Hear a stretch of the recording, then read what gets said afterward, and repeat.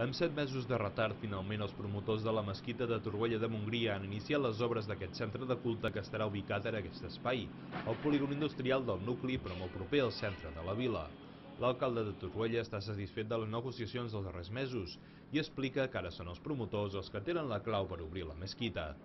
El diàleg ens ha portat a molt bon terme, som conscients de que aquest partit entrebanc que ells tenien previst començar les obres fa 7 mesos no varen poder fer, però bé, nosaltres sempre hem transmès que les coses s'han de fer amb molta transparència, s'han de fer les coses correctes i en aquest cas avui per avui desconec quina previsió tenen de concloure la mesquita. No?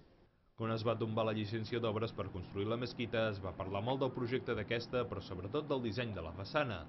El govern considerava que, tal com estava pensada, no encaixava amb el paisatge.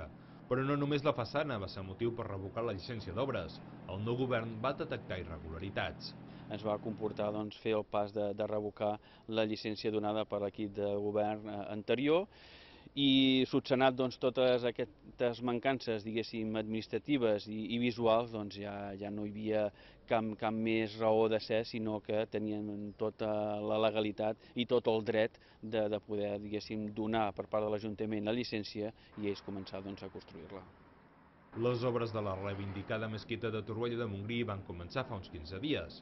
Els promotors del centre de culte són l'Associació Cultural de Musulmans de la Vila i han explicat que la construcció anirà a poc i sobre la marxa, en funció dels diners amb els que comptin per seguir amb l'obra.